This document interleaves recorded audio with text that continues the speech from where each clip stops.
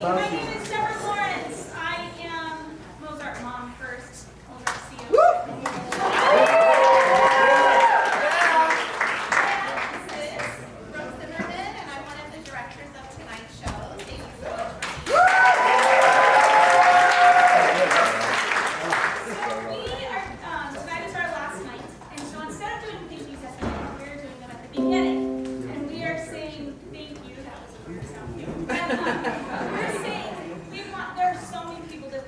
The amount of volunteer hours that went into pulling this event together are massive, more than you probably possibly understand.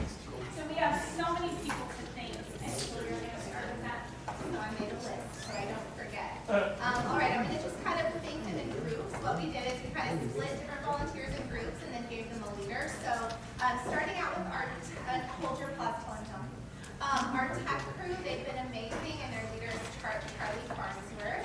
And then we have our backstage help, which is one person, and he's done it all himself the entire week, Silas.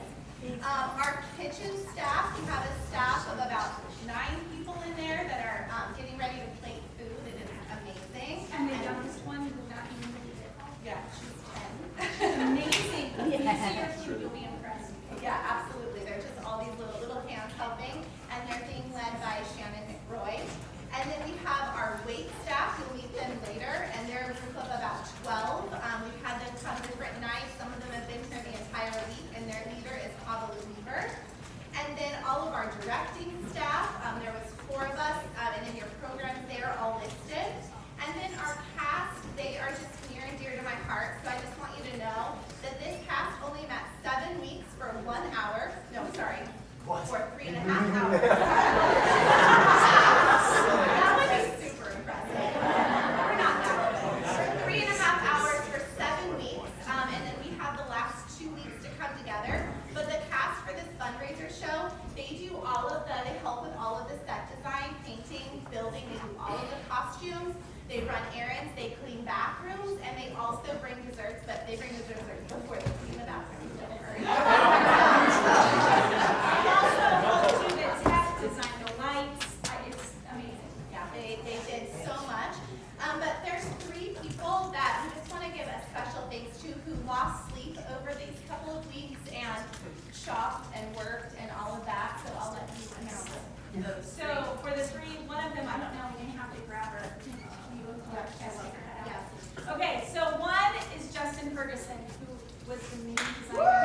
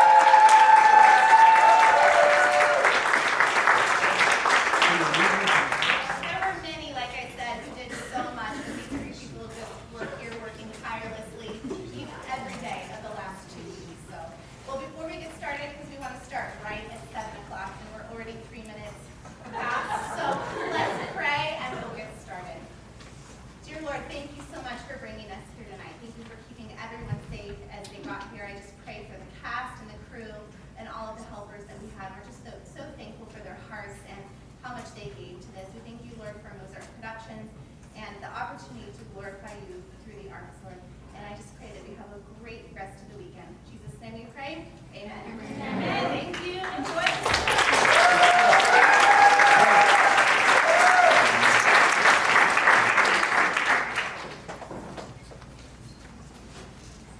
Good evening, ladies and gentlemen, and welcome to the Ford Chrysler Michelin Manor. Your host for tonight's seminar will be with you shortly. In the meantime, I have but a few announcements to share with all of you, our very special guests. Yes, you are, especially you in the front row. Hello there. Speaking of your host, Mr. Mitch, he has prepared tonight with the utmost care and attention, and due to his very generous nature and philanthropic endeavors, he has graciously chosen to give all proceeds of tonight's seminar to one of his favorite charities. You may have heard of them, MoezArt Productions. Yes, well, you too have the opportunity to follow your host's lead and give to this amazing, wonderful, splendid, fantastic, incredible organization. To support ongoing theater productions and youth classes, you may give much like your host, or less like me. Either way, your generous donation is most appreciated. In fact, we have made it quite easy for you to do so. Simply text HOST, that's H-O-S-T, for all you homeschool out there, to 928-363-6200. Standard message and data rates may apply. Now then, you must be certain that you have all you need for tonight's proceedings. Let's see, does everyone have a program? How about a writing utensil? Excellent. Now, I'm sure some of you are wondering, and the answer is yes. Due to this being a murder mystery dinner party, there will be food. Perhaps you didn't hear me. There will be food. You must have tickets to exchange for tonight's enticing horse dough rest.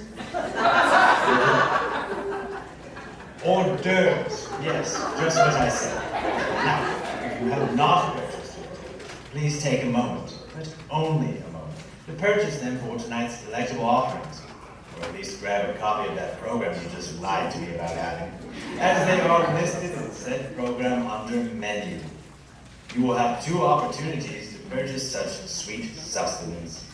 We also ask that you remain in your seat during the hors d'oeuvre portion of tonight's seminar. We will have a 15-minute intermission later on so that you may get some dessert and take a small break.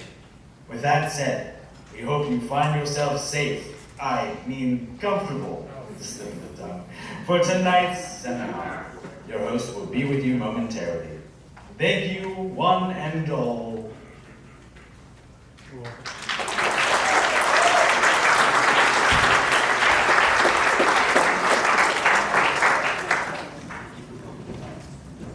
Glad you could make it. Hello there. Oh my. Did you not get a guide for tonight's proceedings? Well, not to worry, because I have an extra set. Now hold on to that, but please remember not to open any of the documents until instructed to do so. Otherwise, you'll ruin all the fun. Glad you could make it. Wow, looks like we have quite a full house tonight. Thank you all for coming to tonight's engagement. I'm your host, Mr. Herbert Chrysler Michelin III. Most people call me Mr. Mitch. You may have heard of me, lone heir to the Michelin family fortune. Or perhaps you haven't heard of me at all. It's not important anyway. In fact, very few people know me all that well. It's because I prefer to live a life of mystery. And speaking of which, that is why you're here in the first place, is it not? So, welcome to our little seminar, How to Host a Murder Mystery Dinner Party. Tonight, I shall be guiding you through my proven 15-step process on how to host your own murder mystery dinner party. I will not only be teaching you these time-tested strategies, but will be showing them off in action as my guests and I will be hosting a live murder mystery dinner party right here along with you to help guide you through the process. Now, do we have any first-timers? Anyone here who has never hosted their own murder mystery dinner party? Show of hands, it's okay, don't be shy. Oh, good, lots of you. Then we have much to learn, and that is most excellent. Now, you all should have guidebooks, but please remember not to open any of the documents until instructed to do so. However, you've all been provided with a notes page, so feel free to take notes along the way. Alrighty then, enough of the formalities. Shall we begin? Step 1, setting the scene. You can write that down. Step 1, setting the scene. You may now open your first document, document 1. In your packets, you'll find that you need well, that's perfect timing, and just what I wanted to hear. You see, in setting the scene, you want to make sure to plan for the weather. An important part of step 1, setting the scene for your murder mystery dinner party, is establishing mood. So We want to make sure to plan for a dark and stormy night. Now, here's some of my assistants who will be helping us tonight, some of my house staff. Come, grab the other end. Yes, ma'am. Now pull. I've got 8 inches on my end. How's it look on your end? About 6. Then just a little tug should do. How about now? Looks to be 7, and I have 7 inches on my end, so that's perfect. Now remember, Mr. Mitch requires perfection, so make sure the corners are tucked inwards toward the end of the table. Yes, ma'am. When setting the scene, careful attention to detail is of the utmost importance. If you're taking notes, and you should be, feel free to take a moment to jot that down. Attention to detail. Off with you now. Go get the centerpieces out. In the conservatory, Mr. Lattice was shining it earlier. Yes, ma'am.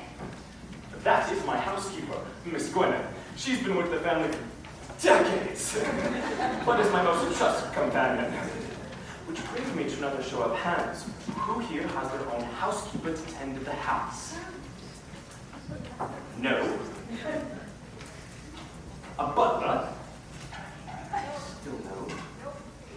A full-time groundskeeper then? Well, you needn't have a house staff to host your own murder mystery dinner party, though it certainly would help. Without a house staff, you may just have to set the scene all by yourself. What's most important to note here is that your mansion should be spit spot for all the guests. Jot that down, mansion, spit spot. Anyway, Miss Gwyneth worked for my father, and her mother worked for his father. And I practically raised you, my dear. Yes, yes, and bless your heart. I was a bit of a handful in my younger days, wasn't I? That's putting it lightly, child. What would I have done without you? In fact, it was Miss Gwyneth who first nursed my love for murder mystery novels and encouraged me to follow my dreams. It's like I've always said, if you can't do what you love, then it ain't worth doing. And so here I am hosting my first murder mystery seminar. And it's all thanks to you. Not really. Well, as part of setting the scene, any good murder mystery dinner party must have a compelling story. So, Miss Gwyneth, why don't you tell our guests a bit about the family estate? After all, I have a bit of my own scene setting to do. You know, certain props need to be in certain places for making sure the scene is set correctly for our little mystery. And this knife is supposed to be an upstairs hallway, if you recall. Right. Of course. Like Mr. Mitch said, I've been the housekeeper here for years. That there is Herbert Michelin, my former employer, and Mr. Mitch's father. If you're taking notes, you should always have a framed portrait of yourself, or the family matriarch or patriarch. You should hang it in a place where all your guests can see it, as it will serve as a reminder of your family's wealth and history.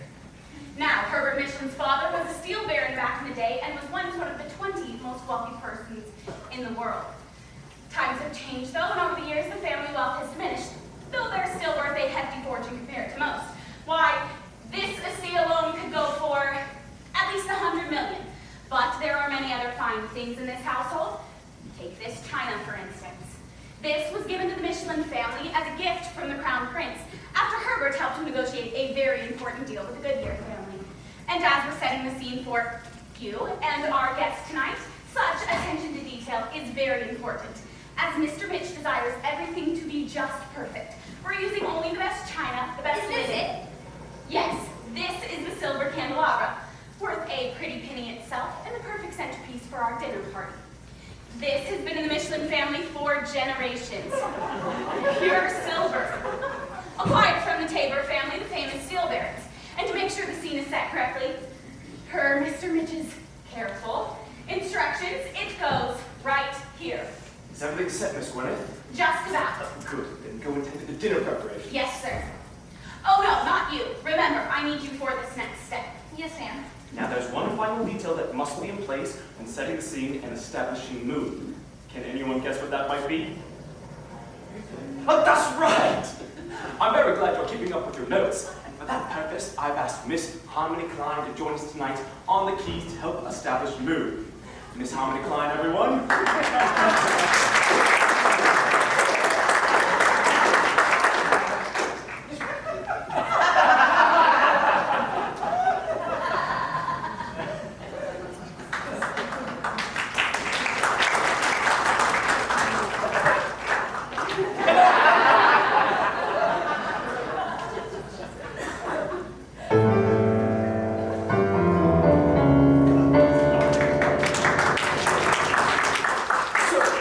Now that the scene is set, it is time for step 2.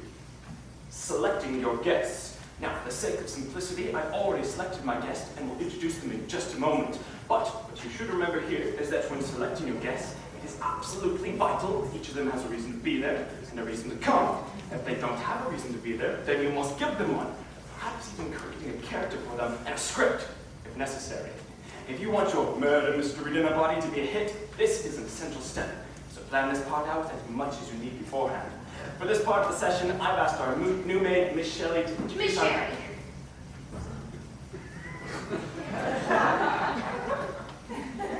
Excuse me. My name is Miss Sherry, sir, not Shelley. Sir. Right. That's what I said. And now, as I said, Miss Sandy here will go over the guest list. I've also invited Miss Gabby Reynolds to be here for this part as well to go over these backstories included in document 2, which you may now open. Gabby is an acquaintance of mine who has a bit of reputation as the town gossip, which is perfect for this part of the session. She knows what's going on behind the scenes in this town better than most anyone. If you know gossip, they will come in handy when you host your own murder mystery dinner party. Now, is Miss Reynolds arrived yet? No, sir, but she should be here in a moment now. That'll be her now. Go ahead with the introductions, Miss Shirley, and be sure to take everyone's cell phones as they come in. Yes, sir. Oh, I forgot to address that in step 1 when setting the scene. So we'll call that step 1A. Except no, that won't work. We're on step 2 now, aren't we? So we'll call that step 2A. No cell phones allowed. Right, brilliant. Everyone knows cell phones cause all sorts of problems when you're planning to murder. That is, when you're planning to have a murder mystery dinner party. If you'll excuse me, I have a few more preparations to make for murder mystery dinner party. Miss Reynolds, you're just in time. Good. Have any of the other guests arrived yet? No, but they should be here in a moment. Good. I'm Gabby Reynolds of the Grand County Reynolds. As the chair of the Chamber of Commerce and senior loan officer of First Bank and Trust, I have insight and perhaps a little bit of dirt to share about each of tonight's guests. So, Mr. Mitch has asked me to be here tonight to help introduce them and to give you a bit of their backstories. It'll be important for tonight's seminar, so I hope you're all taking copious notes. You'll need them. But if you open document 2, you refer to that when I introduce. Well, that'll be guest number 1. Refer to your guides for the second. Let in the next guest, if you will. Yes, ma'am. I wonder who it's going to be. There's a lot of variety. Miss Charlotte Bogart, the celebrity.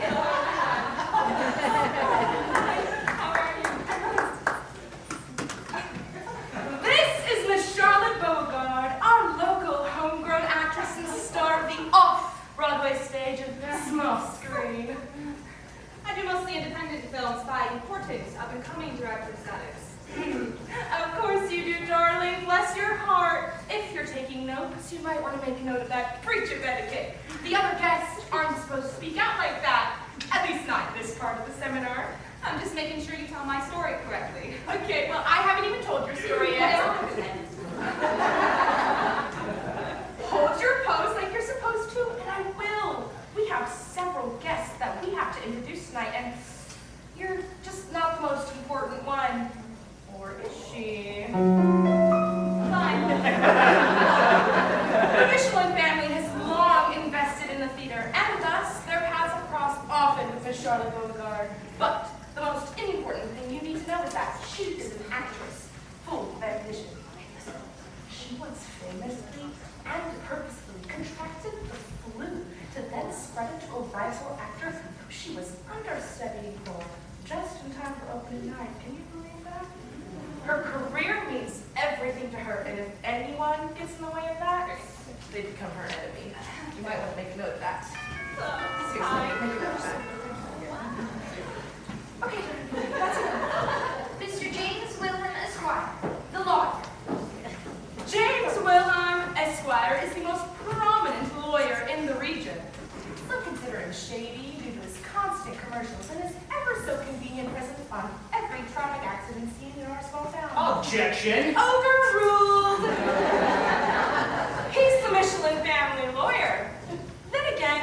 much everyone's lawyer in town, given that he's the only lawyer. Like me, he knows everyone. Refer your notes for that one. Don't take his legal advice, no. Don't take his legal advice. Miss Venus Starship. Don't call me Miss. I don't do labels. For that matter, don't call me Free Spirit either, for we are not defined by our labels and our auras lead us wherever they may go. Venus Starship is an active advocate for many various mainstream and fringe issues, including vegetarianism, animal rights, extraterrestrial rights, ghost rights, Don't forget trans-dimensional human rights. For those of us who are able to transcend this dimension and travel across all dimensions throughout space. And oh yes, that one as well. Transdimensional rights. Among many other things that are quite obvious to the rest of us. She also teaches a co-op yoga class on the weekends, obviously. And hosts a regular Wednesday tea time for lost and wandering souls who are unable to pass on to the great beyond. Or so she claims. She's a wild card and perhaps the strangest of the bunch, so maybe write that down if it seems useful. She's downright cookie to me, but mileage may vary.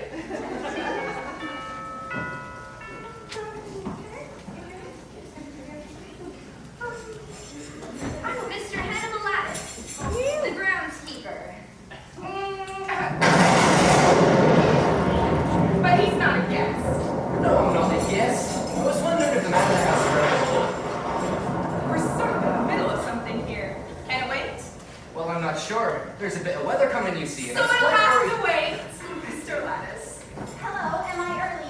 No, you're just in time. Whatever it is, Mr. Lattice, it'll have to wait. Yes, Mom. Dr. Jennifer Nightingale, the town physician.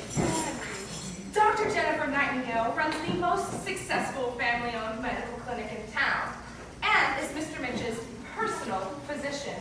She doesn't do house calls, but will do so for Mr. Mitch. But what only a few people know is that Dr. Nightingale is a bit free with the prescriptions, if the price is right. That's not true. You'll have me lose my practice saying such things.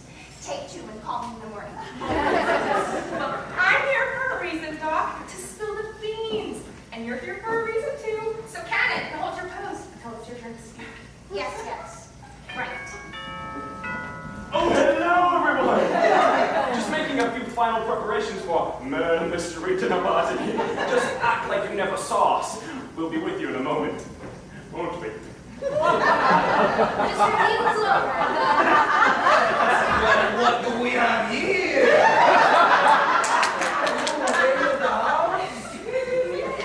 Merely have servant. Oh, you are so much more than that. Hey, pal, you know the drill. We have a presentation to present, so give the lady your phone and take your pose. We'll talk later.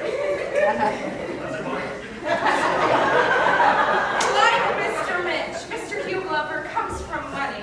He fancies himself an entrepreneur of sorts, dabbling in various upstarts, but having been blessed with remarkable handsomeness. See, true, yeah. And for his love, he's mostly known as the town's most eligible bachelor. That is correct, yes. When he enters a room, the ladies swoon. And he's more than happy to sweep them off their feet. That's why they call him the Lady Killer. Yes, ready to get her, yes. If you're taking notes, you might want to jot that down. That's not like it's worse or better. I think it's something worse. Just me again. Just the pesky old groundskeeper. Is Mr. Mitch around? No, you just missed him. But you keep interrupting, and we have a seminar to present. I have been given instructions not to interrupt, but... So you go back to your duties, Mr. Hannibal. Aye, it's just that... No buts! Okay. You have been given strict instructions not to interrupt tonight, no matter the circumstance. Mr. Mitch's work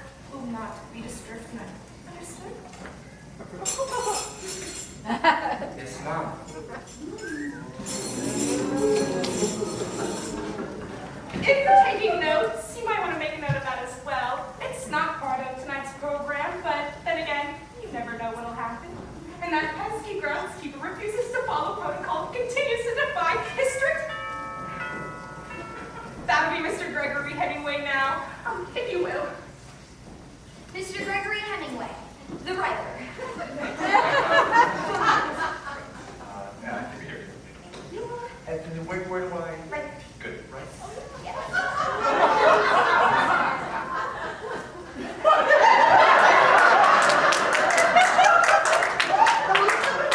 Interesting. Not you, love. I just find it interesting that the writer would be the first one to follow the rules. I'm sorry, did I do something wrong or? No, that's my fault. Okay, but if I did do anything wrong, I am open to making changes. Do you have any feedback for me? Constructive criticism? No, you're fine, Billy. You've done nothing wrong. I just thought You're maybe. fine! Don't get ahead of yourself with worry. You've done nothing wrong. Okay, cool, good. Yet. But I'm still young. Getting back to introductions. Gregory Hemingway is a local novelist who has risen to self-published fame for his true crime novels. Still, he's a sensitive sort. I suppose it may come with the job. Now, that being said, he's also a writer of true crime novels, so think of that what you will. No, I'm not one to be judge, jury, and executioner. Don't get me wrong, but he writes true crime novels, people, so maybe make a note of that, if you know what I mean. You get it. Pardon my absence! I'm sure you understand. Yes, just doing my part as instructed. So you introduce all the guests? Yes, except for the... No, that's for a later step. Right. Let's not get ahead of ourselves or spoil anything. Speaking of that, did any of the seminar attendees read on in their packets? No, I was watching closely for your instruction. Good. We wouldn't want anyone to ruin the big surprise. Well, then it seems everything is in order and we should move on to the next step. After all, this is not just a murder mystery, it's also a dinner party. So what good is it without food, right? So that brings us to step 3. Serve hors d'oeuvres. This is the part where everyone mixes and makes small talk and nibbles on juicy and savory snacks, and perhaps a few sweets as well. You may now open document 3, which will go over ideas for hors d'oeuvres. Feel free to skim over them as you nosh and maybe review your previous notes. If you don't mind, I have a few more preparations to make, so I'll take my leave once again, but I do hope everyone enjoys their hors d'oeuvres. Give us a song harmony.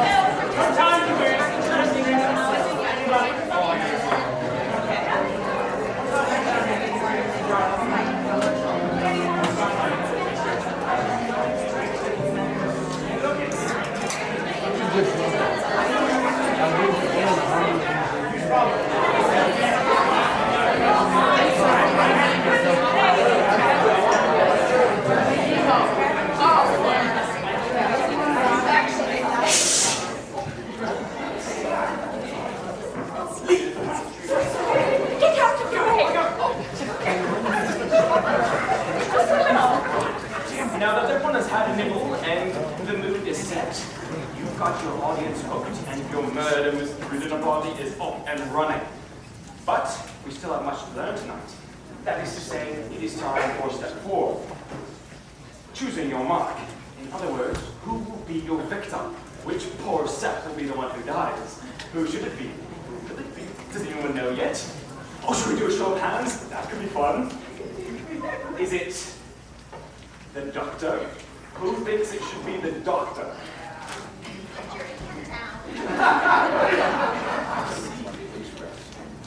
Or maybe it is the writer.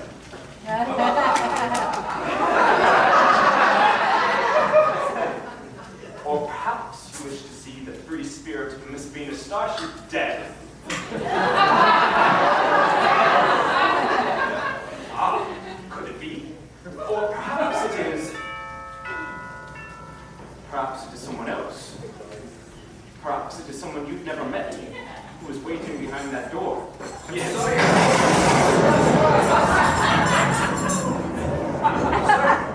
It's you.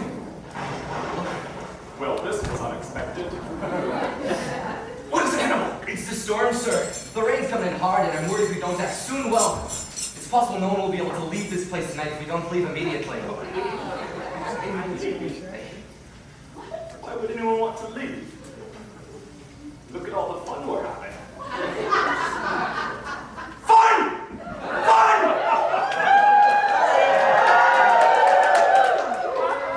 Hey, but it's just that the bridge is... Oh, you. Don't you go worrying about that bridge. It's been here for generations. It was built by my father's father's father over 4 centuries ago, and it's never once been a word. Mr. Mitch, if I may, sir. No, no. We have an audience here, and they have come here to learn about the subtle art of hosting a murder mystery dinner party. And now, thanks to you, we are off script. But sir, this is very serious. I'm sure if we don't act soon, the bridge will... No! No. You will go about your duties, Mr. Hannibal. I assure you that the bridge is just fine. Yes, sir.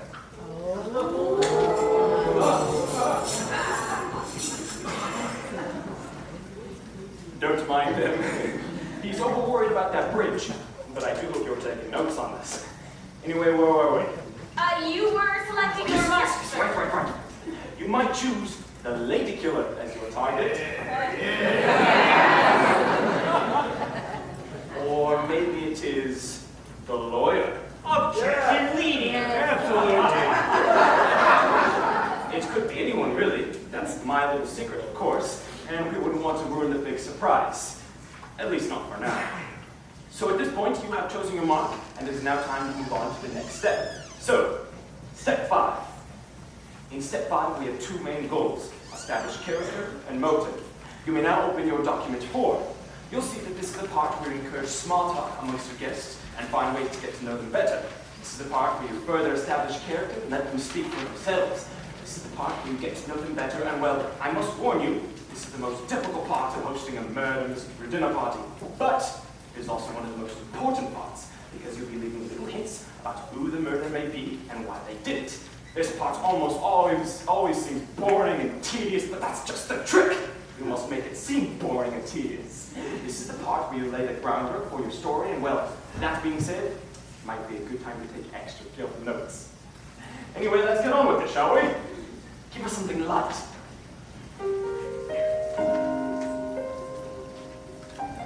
Miss Sally? Miss Sally? Sally! Are you talking to me, sir? Yes, of course I mean you. Who else would I have meant? Miss Sally. Precisely, you're getting it. Sir, if my name is Miss Sherry, sir. Exactly what I said. Now, Miss Charlotte, what is one of the ways we establish character? Well, one of the ways to do so is you will see in your documents that you can engage in small talk with your guests. That's right, Shannon! If you're following along, you'll see that that is one of the many ways laid out in your notes package to establish character. So, Any more coffee for you, miss? Oh, no, I just can't. It kills the voice, and these vocal cords are my bread and butter, love. Uh-oh, here she goes. Me, me, me, me, me.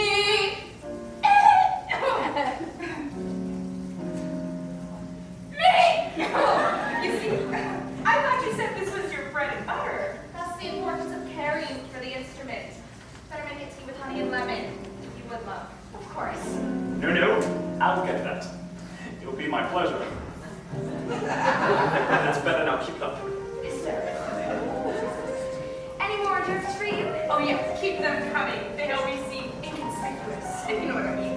Do you, like for eavesdropping on conversations? Perhaps. Is that how you know all the town's secrets? Perhaps. I wouldn't say I follow. You are the town gossip, aren't you? Well, so they say, but don't you know that it's rude to spread such rumors about people? So let me up. Yes, ma'am. What is going on? So tell me, Dr. Nightingale, what do you do for malpractice insurance? Oh,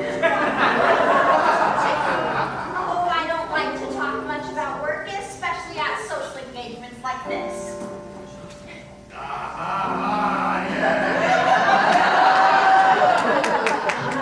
How's your daughter? Off to Cambridge, I hear? Sorry, Miss Reynolds spilled the beans. Yes, she is, but I'm serious. Are you insured?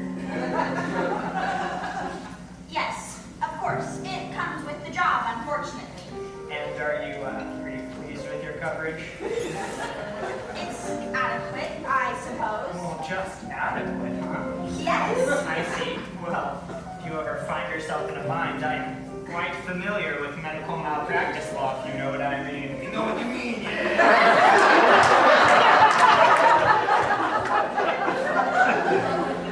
I mean, this is a dinner party, and I'm just here for the food and the company.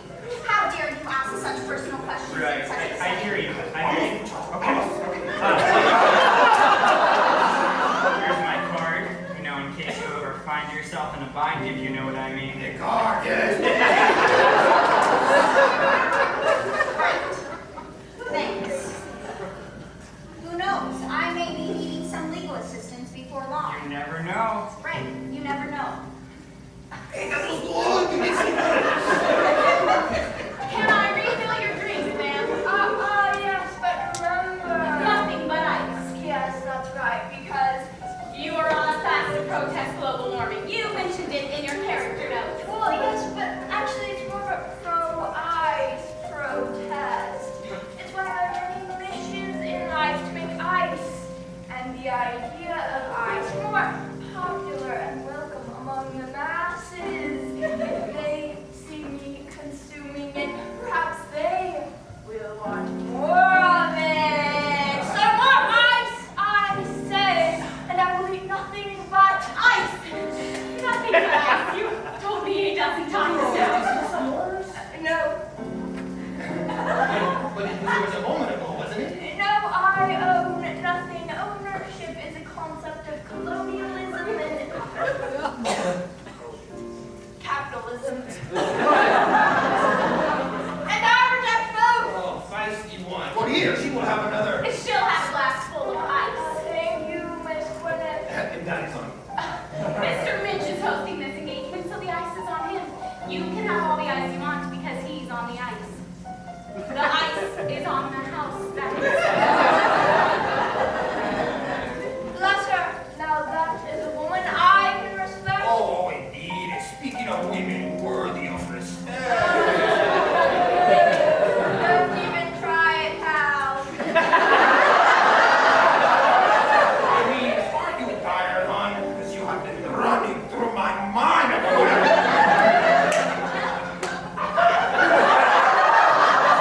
Save your breath, my earth brother. I am not in this world.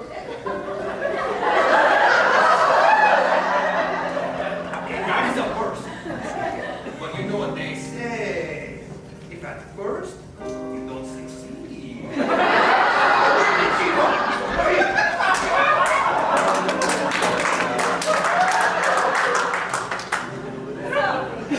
You're a writer, huh? Yes, some might call me that. Yes. Were you aware that I am the star of both the stage and screen? Yes, I am vaguely familiar with your work. Vaguely. Yes. I know of your work. I just I can't quite place you in that engagement. Well, surely you must have seen me on stage as Queen Cleopatra. Yes. No. I'm sorry.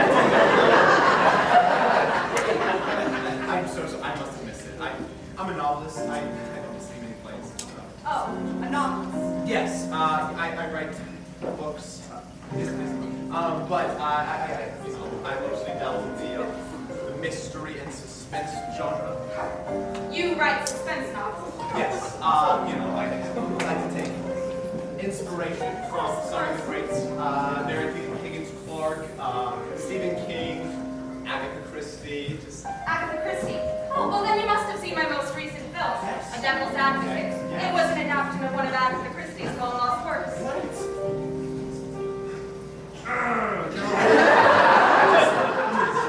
No, I must know.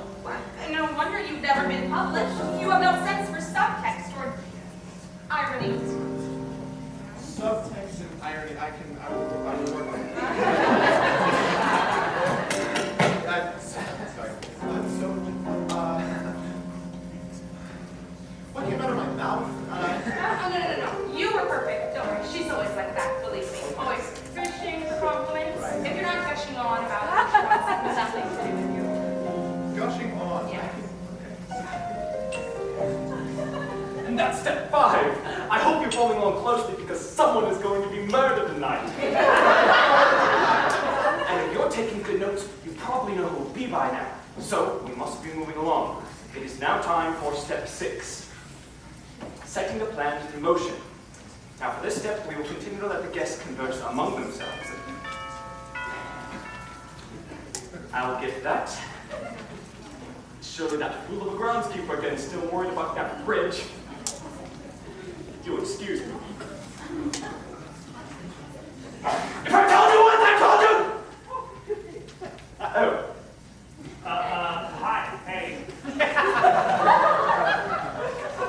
And who are you? Oh, I'm Mark. Marcus, DeMarco, that is. Oh. Well, please, come in. Touch the reins. Sorry, I just, got on my way. Oh. Hey, sorry, I didn't mean to, interrupt your party. No, it's fine. Yes, please. Joyce, what brings you here tonight, Lord? Oh, well, it's the storm. You know, it's really coming down out there, and I was on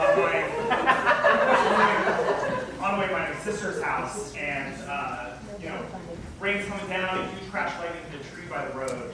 Fell in front of my car, I tried to swerve out of the way, and ended up in a ditch. I tried to move it by myself, tried to call for help, but finding my phone's dead. And so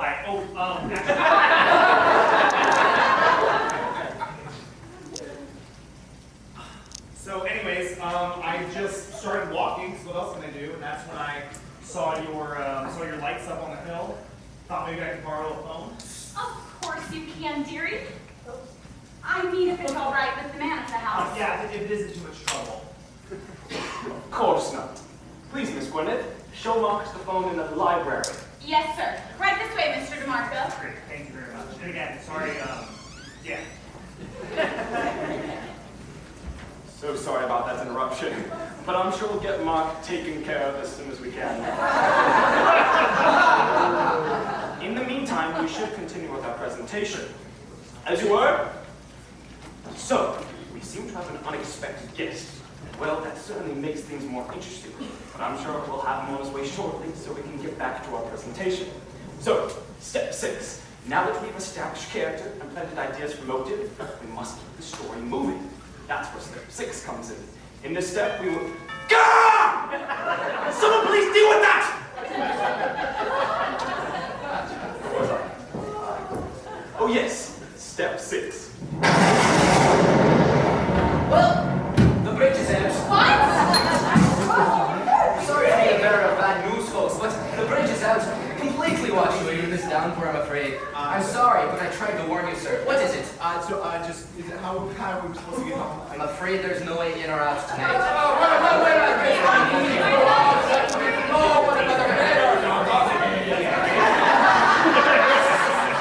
My man's help is on the way. Yep, I got a hold of my sister and she's coming to pick me up. So. Yeah, that's gonna be a bit of a problem. How so? Ask him.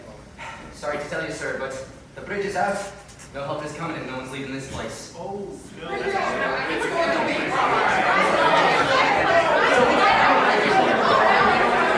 I said don't panic! there's nothing to worry about. We have plenty of beds for half of you, since it looks like we'll be staying here for the night. So, since it looks like we're all stuck here and have nowhere else to go, we might as well move on to step 7. Serve dinner. So at this point in the seminar, you would serve your dinner, but due to incompetent staff, we'll be having a second round of hors d'oeuvres. This is a murder mystery dinner party after all, so let's get that dinner served. While the food is being served, talk amongst yourselves about what we have done so far, and maybe go over the steps we discussed, or perhaps go over the theories about who I've chosen to be the mark for our presentation tonight, and who will do the 30 deeds. The scene has been set, and all the clues are there, so I'm sure you have plenty of theories. That much said, I have a few unexpected preparations to make, so you may now open your document 5, and of course, enjoy your dinner. Maestro, give us some dinner music.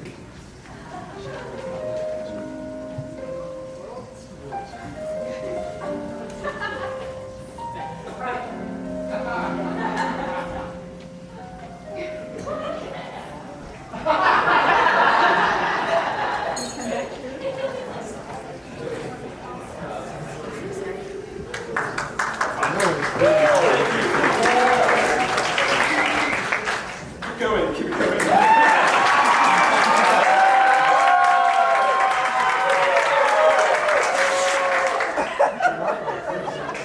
I hope everyone's still enjoying our little dinner party, but we must be moving along to step 8. Always have a backup plan. Speaking of that, I apologize for slipping away during dinner, but I had to make sure everything was in place to proceed, since we're all staying here for the night. Oh, not to worry, Mitch. Yeah, great crowd. I'm quite stuffed myself. Good. I'm glad your dinner was satisfying. That was, of course, your entire purpose of your being here. But now that we have an unexpected guest and the bridge is out, we must be making new arrangements. So I want to make sure everyone is comfortable for the night, since it looks like we've fallen into some unexpected circumstances. Hey, you don't have to worry about me. I can always sleep on the floor if I have to. Bless you. But that is completely unnecessary.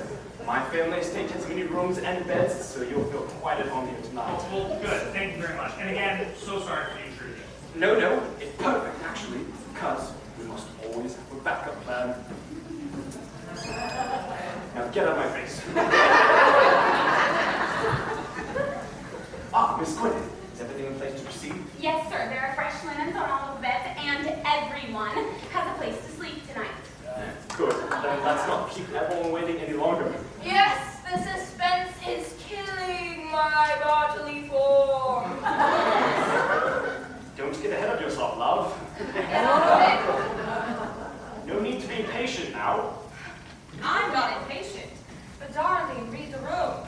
Your audience wants to see what will happen next. They came here to learn how to host the murder mystery dinner party. So, give the people what they came for. Yes, we should.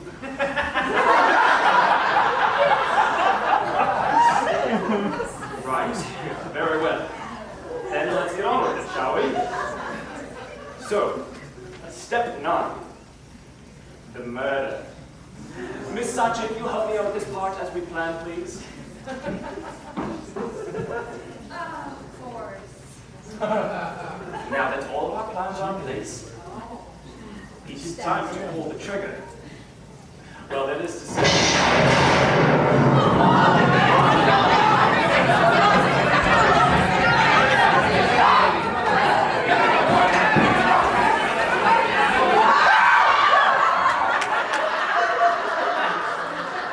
Is everyone okay? All the lights have gone out. A perceptive one, aren't you? Mr. Handle the generator at once. Right. Keep calm, everyone. Come on, have the lights sorted.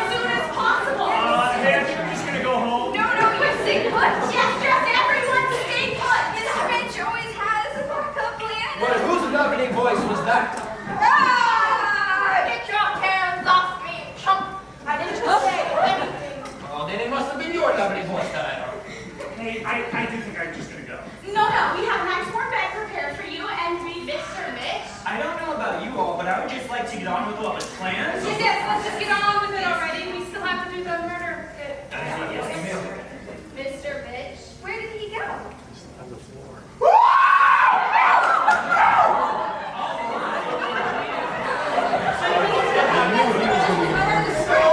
Okay, nobody move, nobody move. I'll call a doctor. I am a doctor. Cool down. Everybody stay back.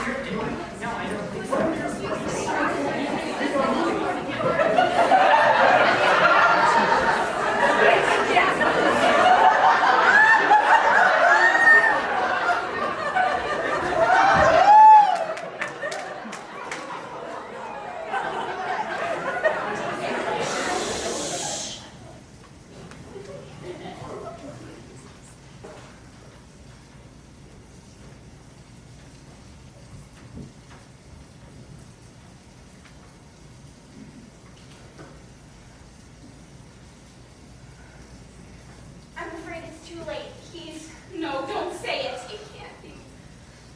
Mr. Mitch is dead. I'm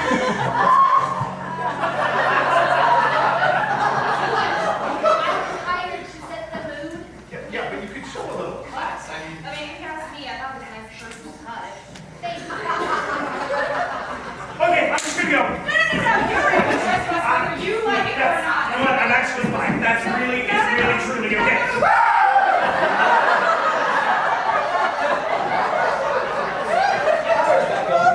Well, thank you for that, Campbell. But Mr. Mitch is dead. Oh. Okay, so what are we gonna do now? We should cover him. no, we can't do that. Just in case there needs to be an investigation, we can't touch the body. He is right. If this was murder, then the crime scene must not be disturbed. Murder? That's right, murder. It's alright. It's alright. But we must do something. What can we do with this part of the seminar? I don't think so. He's actually dead. The doctor's right. This was not in the script I got. Okay, I say we improvise. No, we must continue. I can't argue with that. After all, life goes on. So what happens next? I mean, natural thing. Yes, the natural thing. That's right. I'm sorry, I don't understand what's going on. Surely someone must have done this. So we do what must be done. And that's exactly what Mr. Mitch would have wanted, for us to move on and finish what we started. So, step 10. Hey, I'm so sorry to interrupt, but what is going on? I'm sorry, what, love? You all talk at the same time?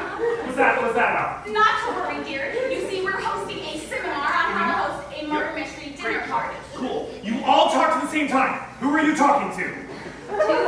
To them. Yes.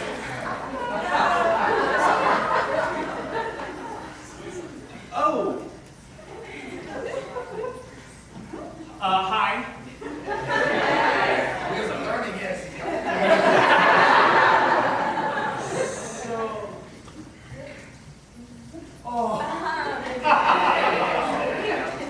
Okay. Whew. Okay, so this is all just for fun. Well, I guess you could say that. And he's not like really dead.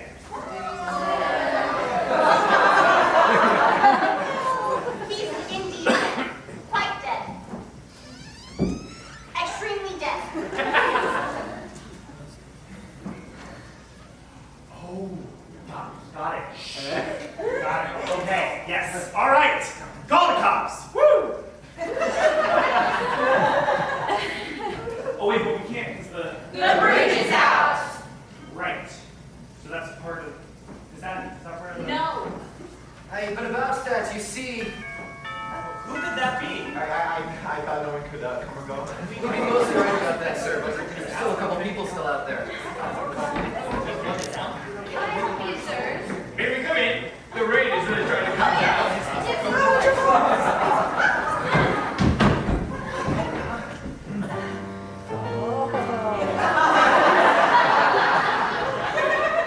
Wow. Quite a full house I see. Yes, we're hosting a seminar on how to host a murder mystery dinner party. Oh. Well, in that case, I'm sorry to interrupt.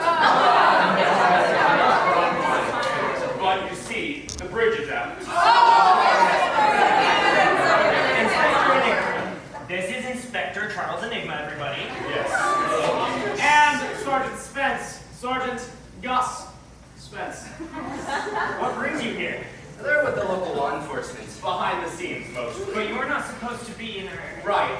Well, it seems the force had their hands full tonight. Won't the storm? So they called us in tonight for backup. We were helping set up a roadblock when the bridge collapsed. Completely destroyed. Just as I had warned, by the way. Yes, and well, we were left stranded on this side of the river. I hope you don't mind our intrusion.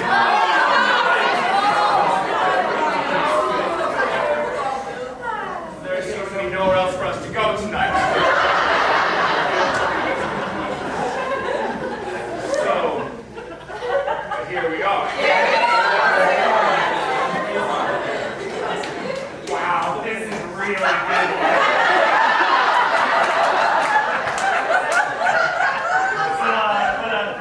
What do we do next? I'm sorry. But it seems you are here just in time to spend the evening. It's quite convenient. A little too convenient, perhaps. You're right. Quite convenient.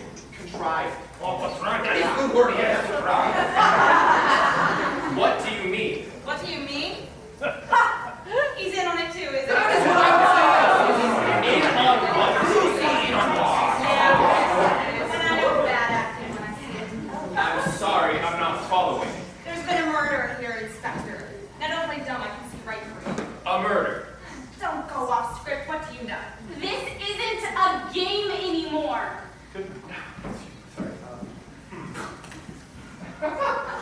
I don't know. I think maybe the inspector might not have a script, or he does have a script, and well, he's in on this too. Either way, he will need a little help. Allow me, Charles. Thank you. We all came here this evening to participate in a live seminar on how to host a murder mystery dinner party. Oh man, this is so good.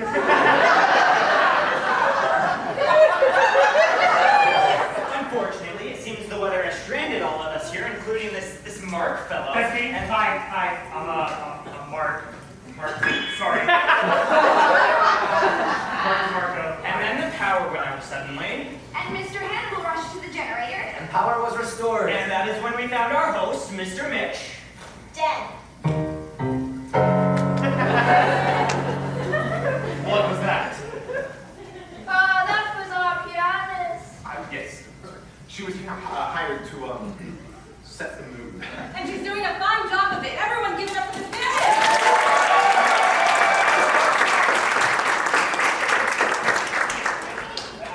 So he's Dead. I pronounced him dead myself. has the body been moved at all? No. We make sure that everyone knows the first rule of murder mystery. I write them. Knows that you do not touch the body. So.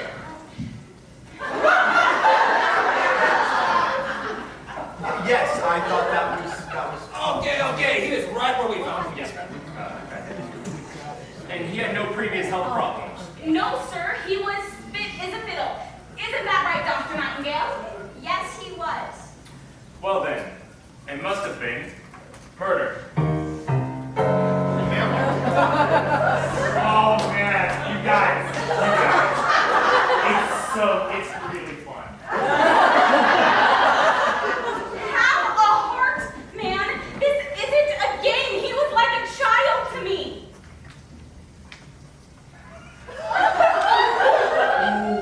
No. Hey, I am so sorry. I don't know how I could have known.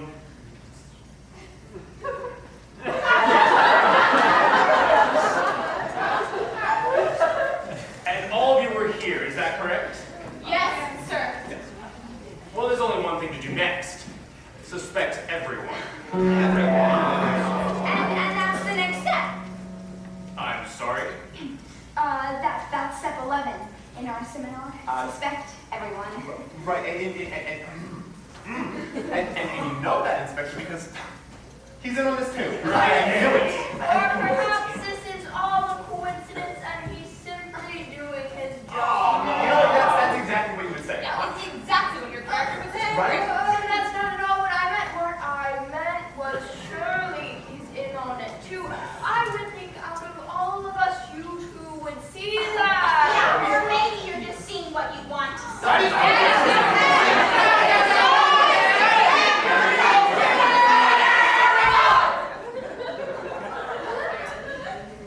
He's the inspector here, so I will be the one to sort this out.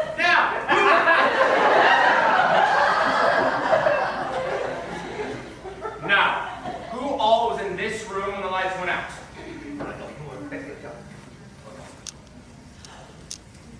Then it stands to reason that each and every one of you is a potential suspect. What about you two? We were here. We were out setting up the roadblock. So it couldn't have been us. Okay, that is just what the murderer would say. Perhaps. Still, it stands to reason that everyone in this room is a potential suspect for Mr. Herbert Michelin's murder. Now, surely there's no disagreement with that.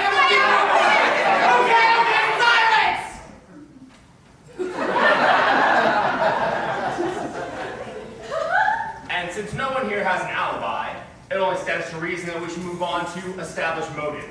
I'm sorry, Inspector, but we've already covered that step. Oh, have you? Yes, it was step 5. Yes, but that was long before they came in. They were out setting the roadblocks during steps 1, 3, and 5. Or don't you all remember? We remember! Well then, we must re-establish motive. So, step 12, re-establish motive. I mean, it's so good. Are we sure he's not about this? Yeah, this wasn't in any script I got. You know, that brings up a good point. What if we all get different scripts? Or there is no script. Okay, yes, but there was a murder! Precisely. So we must determine which one of you was the murderer.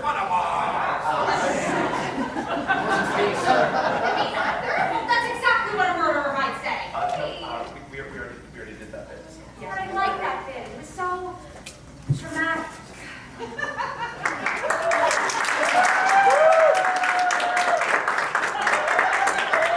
Please, folks, allow me to do the inspecting. Exactly what an inspector might say! Fine. Yes. And as I understand it, no one here was expecting this outcome tonight. So everyone is a suspect. And no matter the steps, we must establish motive. Well, Inspector, that does bring up a good point. If we were to figure out, who done it, it stands to reason that it must have been one of us. Any one of us, Inspector. I just either.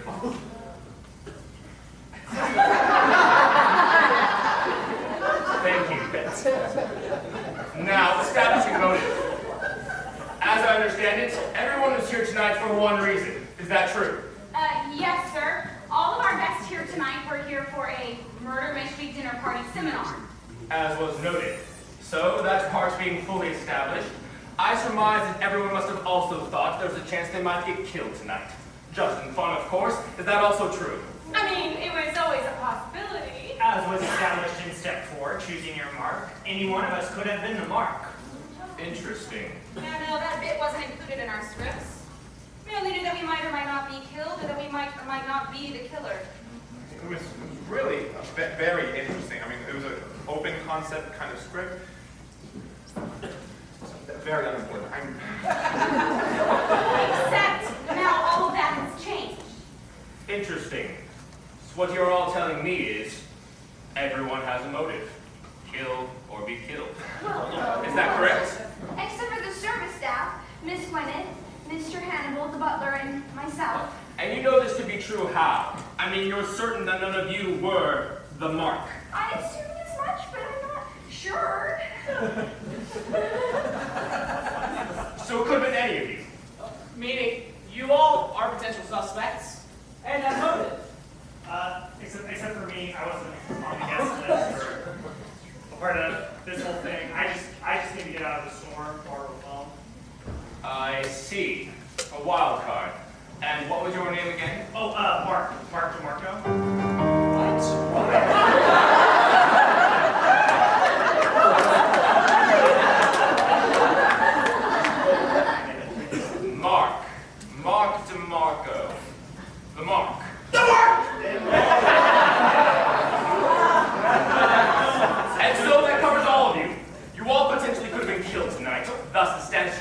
might have killed first. We must move on to our next step.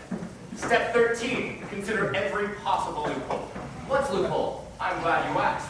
You see, there remains one demographic that we haven't considered here tonight. And what is that? The other guests. No! Yes, them. They were all here at the time of the murder, were they not? But Inspector, they were only here for the seminar. They wouldn't have. Consider every possible loophole.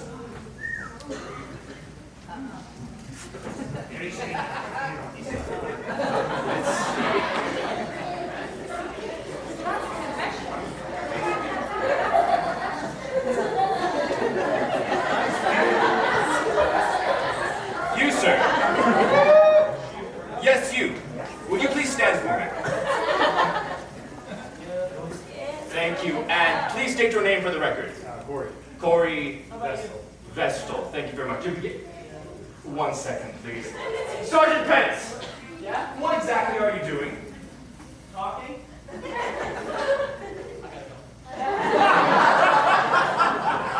Now, Sergeant Pence, what have we talked about talking with the suspects? To not. Correct! Focus. Please state your name again. Corey Vestal. Is that with two E's or three? Now, Corey, what exactly brought you here tonight? Want to learn how to solve a murder. Solve a murder. Unlikely story. And, Corey, what exactly did you do when the lights went out? Well, you see, I was with you setting up the roadblock, and then we came to the Sergeant door. Pence, is your name Corey? Be quiet, please. Corey, what did you do when the lights went out? You sat in your seat. You didn't jump up, yell, scream. You didn't grab your phone for a flashlight, perhaps. No. Your wife didn't jump in your arms. You didn't do anything. Interesting. As if you were expecting the lights to go out.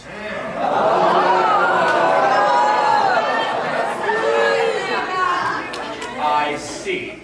Well, Corey, thank you very much for your time. You may be seated. We may be back later.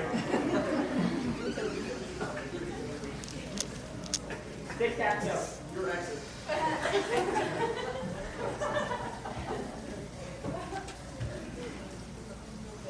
Let's see here.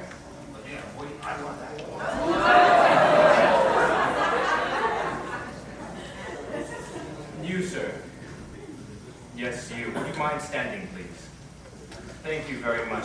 Now, please state your name. David Monk. Thank you very much. Did we get Your exit. 1 second, please? Sergeant Pence! Yeah? What are you doing? Losing. Take it.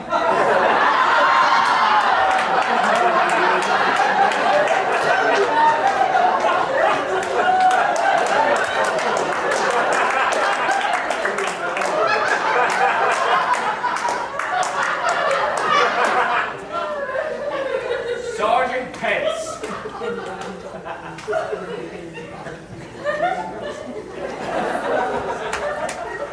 I'm very sorry, sir. Please state your name again.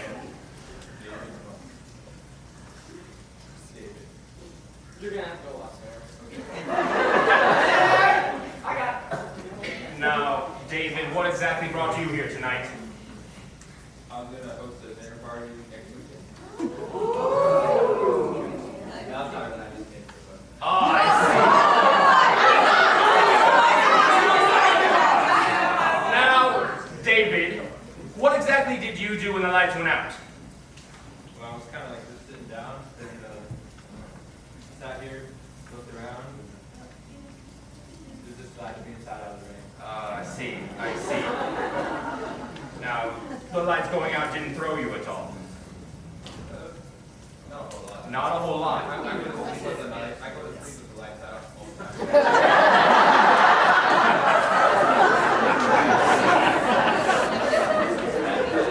A man who's used to working in the dark.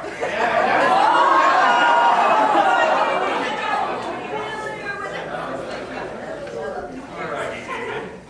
Now let's see here. You are very close to the point of death. It is only 1, 2, 3, 4, 5 steps to the point of death, David.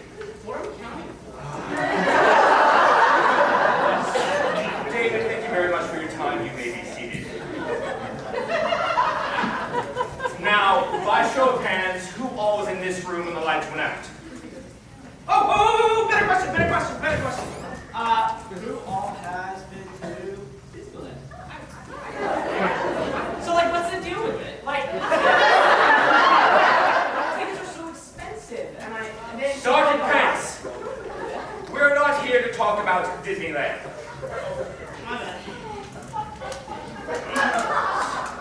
Sergeant Pence, just go away, please. Very, very far away. Please, I did not get an accurate count, so if you wouldn't mind raising your hands again if you were in this room when the lights went out. We know David was. A man who works in the dark. Alrighty then. That just about covers all of you.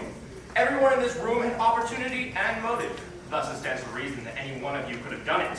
But now that I've had the opportunity to speak with each of you, I now know exactly what happened here tonight. Which leads us to our next step. Oh, can I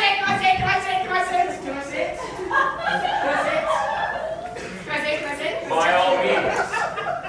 which leads us to our next step, which is...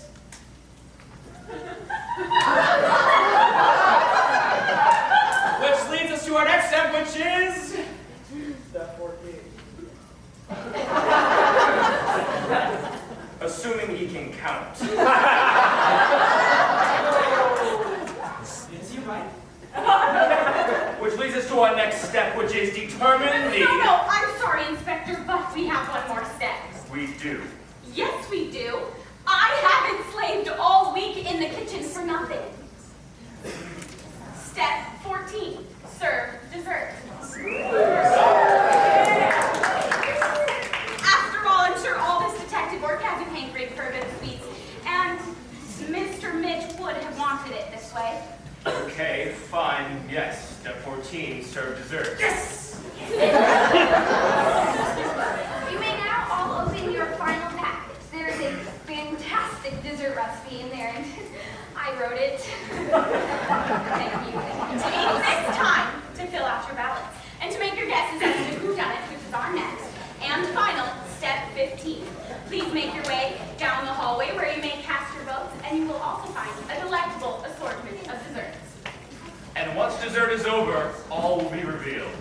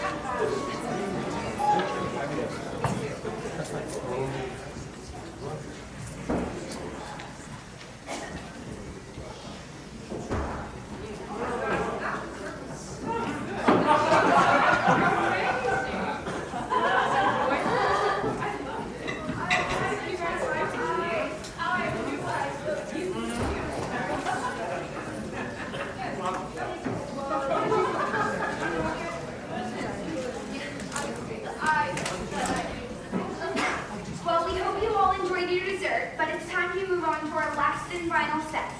Step 15. Determine who done it. You all submitted your guesses, and you all did very well. Well, for the most part. Some of you were way off. And as was noted, I now have everything I need to point out the killer. So let's get to it, shall we? It was Gabby Reynolds, the town gossip. I may have heard something through the grapevine. Thus you knew you had to get to him before he could get to you. Fine, yes, I did it, okay? I came to this little arrangement thinking that it would be fun, and I especially loved that I had a special part spilling the beans on all of the other guests. But I didn't know who the mark was going to be, and I just had to know. So I did some digging, as I do, and it took a while. But I finally heard from the mailman, who heard from the mayor's wife, who heard from the florist, that Mr. Mitch was planning on murdering me. Oh. It was Charlotte Beauregard, the celebrity. I knew it was her. Please, darling, you know nothing about me. I know more than you think. I do too. We've been following you for months now, Miss Beauregard. Oh? Yes, you. You who poisoned the entire cast of Little Shop of Horrors, and just because you were cast in the Skid Row chorus instead of as Audrey. You who shot the actor playing Alexander Hamilton, who was also the director and the producer, and in Act 1 before Aaron Burr even had the chance.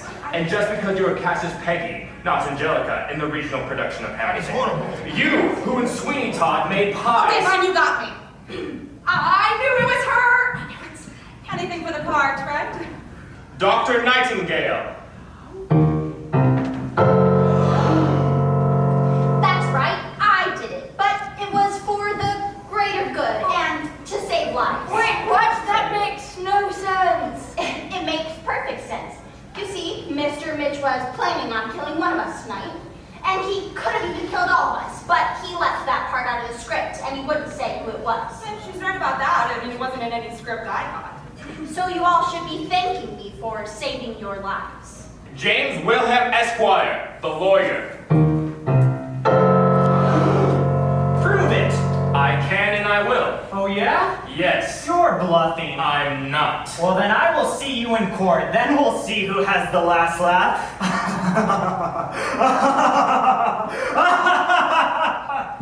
Venus Starship, the Free Spirit. Her, but she wouldn't hurt a fly. Are you kidding me? Of course I would, if it meant the Earth would be saved. You killed Mr. Mitch to save the Earth? Ah, Mother Earth, thank you very much. And yes, the Michelin family business is not only the source of all that is evil in the world, greed, corruption, and the enslaving of the poor and innocent, but it is also one of the most polluting industries known to womankind. So yes, I killed him for the greater good, to save Mother Earth. Gregory Hemingway, the writer. Sorry, how did you know? I mean, Wasn't it obvious? well, I didn't really want it to be. Anyways, basically, I got an email inviting me to be a part of this Murder Mystery seminar, and then, you know, I looked it over. Mr. Mitch here, he sent me the script, and, well, I mean, conceptually, I mean, it was brilliant.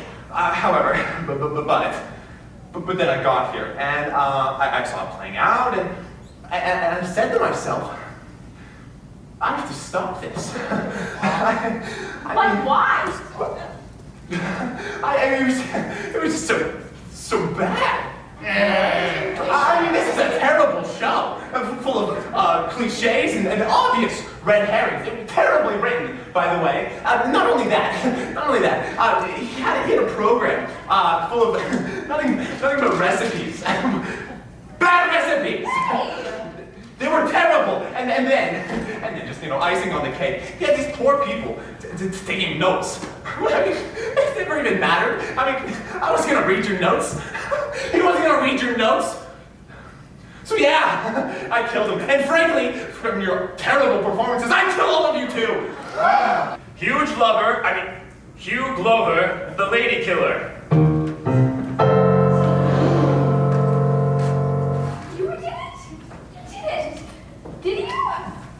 You did? Would you think less of me if I did? No, I mean, well, maybe. What does your heart say? My heart says, no, it doesn't matter. Well, in that case, it was me. I killed Mr. Mitch because he stood in love of my life. My one and only. God rest her soul. Mitch had everything. I should have had, so yes, I killed him. Because he took everything from me. What does your heart say now, sweet angel? My heart says, ew, gross. Take him in, Inspector. This man is a murderer. Well, Miss Sherry, the maid. what? I didn't plan to. I really needed this job, and I liked it in the few days I was here. In fact, I loved everything about it. It even brought me to you. I thought we had something going here. Me too. But then, Mr. Mr. Mitch just couldn't even remember my name. So when he called me Shearer, I couldn't take it anymore. So I took the candlestick that he had planned to kill Mr. Glover with. Wait. It was me he meant to kill all along? That's right. It was you. I thought we could have something together. I mean, we still can. Get on with it. Right. Well, he was going to kill him, and I like him, and he couldn't even remember my name, and he treated me horribly, so yeah, I done it, and I don't even care if I lose this new job, but I hope I haven't lost you. Oh! Rhett Butler, the butler. Of course I did it. I'm the butler, and the butler always does it. Mr. Hannibal Lattice, the groundskeeper.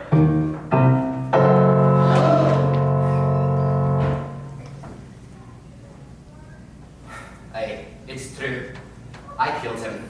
Because he never listened to me. Because nobody listens to the groundskeeper. I warned Mr. Mitch for years about planting grapes on the shady side of the house. Did he listen? No. I warned him for years about the bridge needing repair. Did he listen? No. I warned you all here that the rain was going to come and wash away the bridge. Did you listen? No. And if only he had listened, then you all could have been safe and gone home. Instead, we're stranded here, all because he wouldn't listen. So yes, I killed him, and it serves him right for never listening to me all those years. Mr. Hannibal Lattice, the groundskeeper. But why him? Simple. No one ever listens to him. It's true. No one ever listens to me. I warned Mitch for years about planting grapes on the shady side of the house. Did he listen to me? No. I warned him for years about that bridge needing repair. And did he listen to me? No. I warned everyone here tonight that the rain was going to wash out the bridge. And did anybody listen to me? No. And if only he had listened to me, then everyone here could have been safe tonight and could have all gone home. But instead, we're all stranded here, and all because he wouldn't listen. So yes, I killed him. And it serves him right for never listening to me or taking me seriously. Mark DeMarco, the lost traveler. You killed Mr. Mitch before he could kill you. I knew I should have gotten out of here when I had the chance. My only question is this. How did you know you were the Mark? Since you didn't have a script like everyone else did. Seriously? He said it. Right, I was sitting right there, said it right to him. Said a whole thing about going to find the Mark. Right? And then going on to dinner, and then after dinner doing the murder. So I put two and two together and figured out it had to be me. So, when the lights went out, I grabbed the sword off the table and I stabbed through the chest. You know, get him before he gets me. What would you want me to do different? Harmony Klein, the pianist. No way. I did not see that one coming, honestly, no. But it can't have been her. Oh, but it was her. But all why? along. Perhaps she can explain. Of course. I did it for.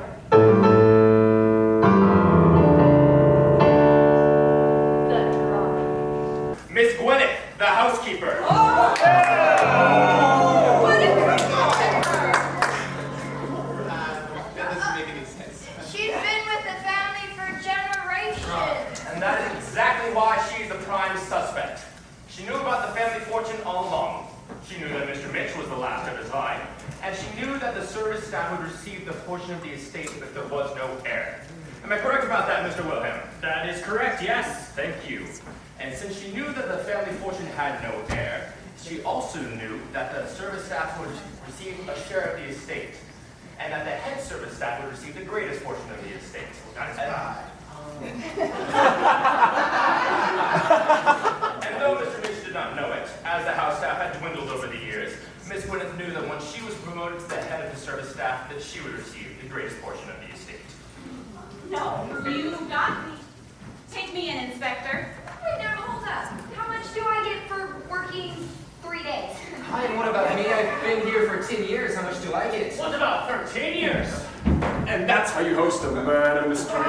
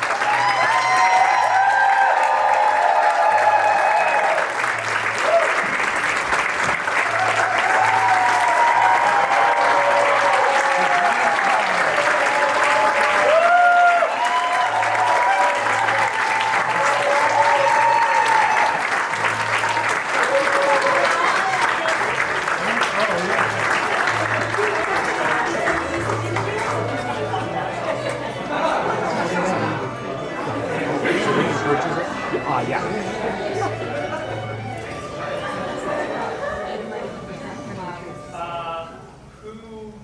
There's dessert in the kitchen. Oh, he didn't let me have it. Joke's on him. All that's left is gluten-free.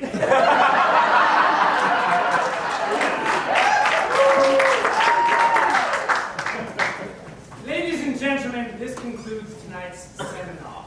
On behalf of myself, Henry Ford, Chrysler Michelin II,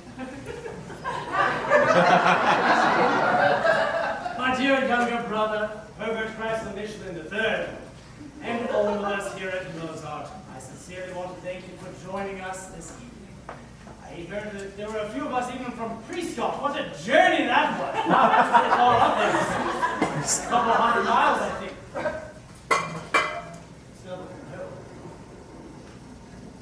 Prescott, yes. That's what I said. Yes, our splendid stage manager, Simon.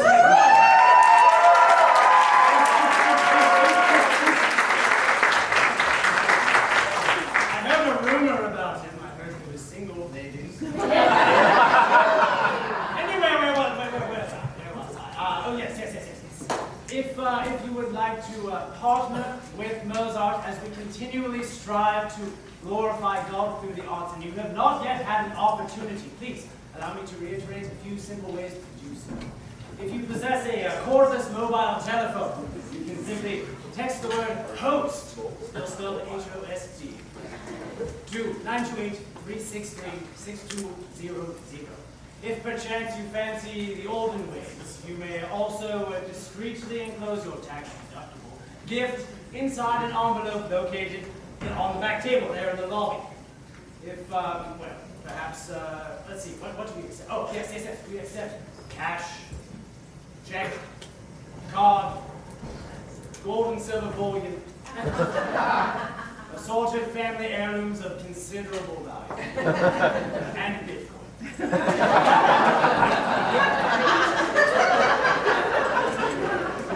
think I'm kidding. Anyway, we want to thank you again for coming out and let you know that the cast will be out to see you very soon. As for me, I've got to go buy a couple more dozen houses before I call it quits tonight, you know, to stay ahead of those pesky Californians who...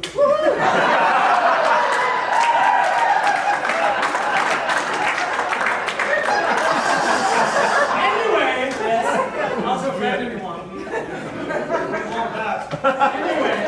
I want to thank you again for coming, and God bless you and keep you. You are dismissed! Lights down!